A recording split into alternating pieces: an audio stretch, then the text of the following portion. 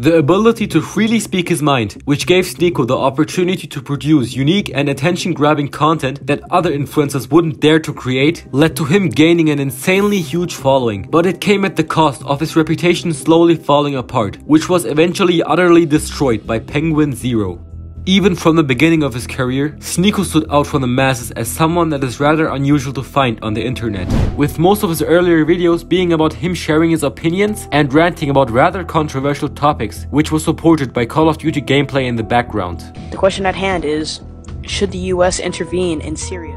Since Sneako's audience back then is not comparable to how big of an audience he has amassed today, it is certain to say that he was not able to offend many people because there were not many people listening to him to begin with. But it wouldn't take long for Sneako to gain some sort of fame with his controversial takes, since he was able to amass tens of thousands of subscribers in a relatively short time period, with one of his videos published in 2015 titled How People View You reaching millions of views. Relative to how Sneako is known today, his way of expressing his thoughts was definitely calmer and more on the philosophical side back then. Those conversations you have when you're 40 about what could have been, should have been. You only live once, and no matter what rap lyrics will tell you, that doesn't mean getting hammered out of your mind every Friday. Do you want to finish your life with regret? Then just get off your ass and fucking do something. This clip seems out of place and nothing like Sneako compared to the new explosive persona he has adopted today. He gained much fame but also a lot of backlash from a video titled Would You Say the N-Word for $1, which already gave people seeing his channel for the first time the impression of an edgy YouTuber who is chasing views for money and clout. You want $1, right here. Sure. Would you say the N-word? No, she won't. No, she won't. Thank you! You know what it is? He would not only do interviews, but would also upload political commentary videos about sexism, racism, and various other topics. Because of the attention Sneako received, he was able to achieve much success, but that also led to him having an ego problem, as he claims so himself. And what I've never talked about in the 2 videos that I made in the last year is how insecure I became. For all I know, I could be ugly as sin. I have no idea. You know, girls have it so easy. If you're fat, you post a selfie, you get all the Instagram comments, heart eyes emojis, whatever. Yas, queen. But Sneako's ego was taking some hits after people were making fun of him for doing modeling for Nike. I didn't know I was gonna look this stupid. I'm not a model. I can't do it. It's not for me. I'll put on your clothes. I'll stand there because I'm racially ambiguous. I look like a fucking ape and I'm tall. As in almost every other situation, Sneako is able to have some sort of self-reflection and is able to admit when he looks or does something stupid. Even though this way of portraying himself helped Sneako to become less cancelable and hateable, we will see how it wasn't enough in future events. But after the influence of the Tate Brothers, Sneako has opened a new door for him to take a hit on his reputation, since he had a shift of online persona and opinion. Sneako suddenly became more extravagant, more outrageous, more intrigueful, and more entertaining for his viewers. Despite the fact that Sneako eventually got his YouTube channel deleted for multiple TOS violations, which also had a hit on his reputation, he did not fail to share his opinion on YouTube, since independent people would upload clips of his live streams on YouTube Shorts and other media sharing platforms such as TikTok and Instagram Reels. He would also regularly publish videos and do live streams on a platform called rumble.com,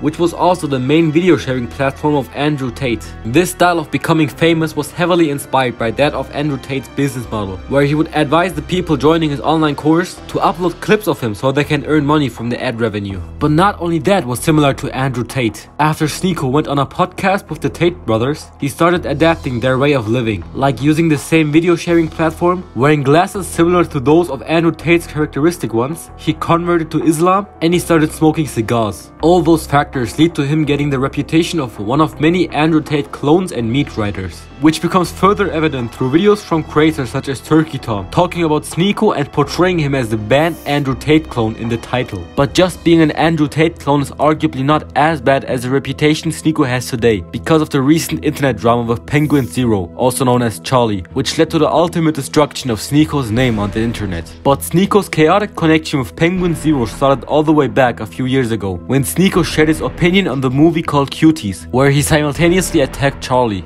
I saw Cuties last night and it was pretty good. It's a pretty good movie. I went in ready to hate like everybody else. I saw the cover and I got clickbaited. So did you. You got clickbaited. And people are like, yeah, that was a pretty good film. Americans are like, this is deplorable. I saw this commentator, Penguin Zero, who I actually like. There's not a lot of good commentators, but he's like, this This movie is deplorable. There's nothing good about it. There's nothing. And it's like he didn't even watch the movie. It's just like he only saw the clips that were gonna piss him off, or he just got so triggered by the provocative imagery that he just deplorable. Come on, man. Like, don't you see the reasons why she's doing what she's doing? After some time has passed, Charlie decided to make a video where he talks negatively about the Fresh and Fit podcast, in which Sneako is heavily associated with the members with. The only thing more pathetic than a guy who calls himself an alpha male is a guy who calls himself an alpha male and then tries to sell advice to desperate, lonely men. The Fresh and Fit podcast, the entire purpose of this show is to bring women on to insult and belittle them to their face, while also preaching that men should have the right to cheat on their significant other as many times as they want, whereas their significant other isn't even allowed to look at other men. It's a lot of horrible, abhorrent shit that they talk about. A few months had passed, and Sneako decided to react to Charlie's video calling out the Fresh and Fit podcast, but he would also decide to talk negatively about Charlie's relationship with his girlfriend. I'm not gonna say names. Someone texted me. He's in a monogamous relationship. This is his girl. So there you go. I mean, I told you, like, I could hear it in your voice. The fact that someone doesn't have to abide by those rules. Someone could go and fuck a lot of bitches. That it's so foreign to a lot of people's ideas, because when you get brainwashed, when you get told that monogamy is the answer. As a response to Sneako calling him out, Charlie decided to make a video defending himself and at the same time make fun of Sneako. What the fuck are you even talking about? What does this have to do with anything? What does bringing up a picture of me and my girlfriend have anything to do with anything that has happened? And where is monogamy even coming from? You're fighting an invisible enemy right now. You're fighting ghosts that aren't real. Sneako cries more than a 12-year-old going through puberty and has very public temper tantrums like a child who didn't get the Spider-Man toy they wanted for Christmas. Additionally, Charlie brought up Sneako's controversial opinion on the movie Cuties. And I made a video talking about how gross that whole situation was, and Sneako made a response to it saying that the outrage around this film is misplaced and it's actually a good movie. So why the fuck would it matter if he thinks I'm a bitch or anything like that? It legitimately couldn't mean less coming from a guy who openly defends a softcore child porn production. He also decided to mention Sneako being a cuck, which led to an extreme humiliation of Sneako in front of millions of people. So I wanted to break this down, like, because this was, imagine seeing the girl you love, like, get fucked. You love her? Yeah, I do. I love her. Yeah, I love her. I was about to say I love this bitch. I'm like, no, let me not say that. I love my wifey, my queen. And you allowed the love of your life to get fucked by another man. What happened to the other three? I'm crazy. The first time, as soon as I saw it, like 3 pumps in, I just got up and walked out. I'm just like, I can't do that. Like, feeling traumatic thoughts, like seeing her with another person. It's a lot. But I think it's something everybody should do just to test. You know what? It is a legitimately super sad thing to sit there and listen to, because Sneako is very clearly bothered by that whole situation, but is trying to play it off like a deeper message, like, no, this is actually a good thing, and in fact, I recommend every guy out there try letting their girl get fucked by another man. You're clearly not really alright with this situation. You're for some reason forcing yourself to be okay with it. But just when everybody thought that this drama was over, Sneako would publish a tweet that led to the ultimate destruction of his reputation. Pattern recognition. This collage is everyone who advocated for my cancellation. Fight back and follow my Rumble. Rumble.com/Sneako. In self-defense, Charlie would quote tweet this and say, "Holy shit, you pathetic, sensitive, soy little worm. I made fun of you for watching your girlfriend get fucked by numerous other men, and also insulted you for defending child. That's not cancellation. That's just spitting on you for being a pitiful, sad cuck." After alternating between insulting each other, Sneako made a video threatening Charlie. You wanna watch my clips? Watch my clips.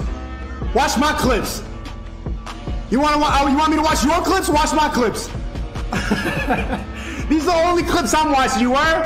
In response to that, Charlie made a video talking about the stupidity of Sneako and would explain to him the difference between mags and clips, creating this iconic clip.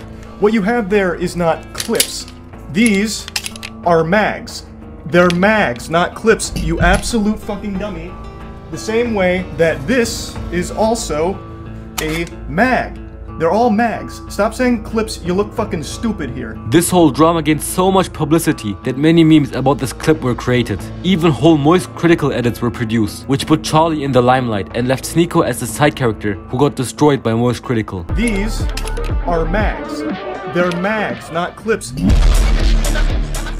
However, this drama wouldn't end there. After Aiden Ross decided to watch Charlie's video live on stream, he got in contact with Sneako and started talking with him about the drama. Someone said address the pedophile allegations. And that's why I want to debate about him. Like, that's why I want to come on here. I don't want to do this insult back and forth. So he really doesn't like the fact that I supported the movie Cuties.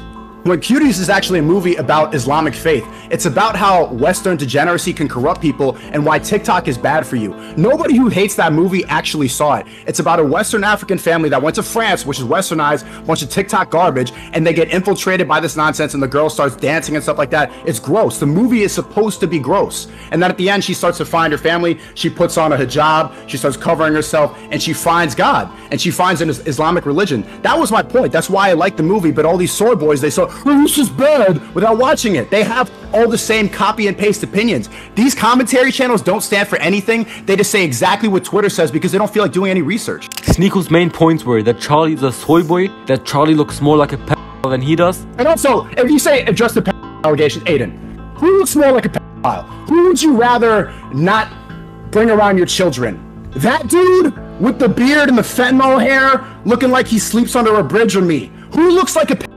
Does anyone, this is why this allegation is kind of stupid, does anyone actually think I'm a pedophile? And that Charlie would never dare to say his message on his tweet to Sneako's face. You saw him walking down the street, what are you doing? I would walk up to him and I would say the same stuff that you said in your videos. I would look him dead in the eye and say, all that stuff you said in your videos, say it to my face right now. And I know that he would freeze up and not say a word. Later, Sneako would publish a tweet sharing his opinion on the Donald Trump situation. Even though this tweet didn't have a huge impact on Sneako's reputation, it is still interesting to see that whatever Sneako publishes, he is currently unable to leave the reputation of being a cock behind him. Sneako started out as having a reputation of someone who is an incel misogynist to being that embarrassing loud cuck that got destroyed by most critical. It's arguable which of these titles is worse to have, but it can be said with a lot of certainty that the chances of Sneako ever fully recovering from this humiliation are slim. Hit the subscribe button to help reach the goal of 100k subscribers before the end of 2023.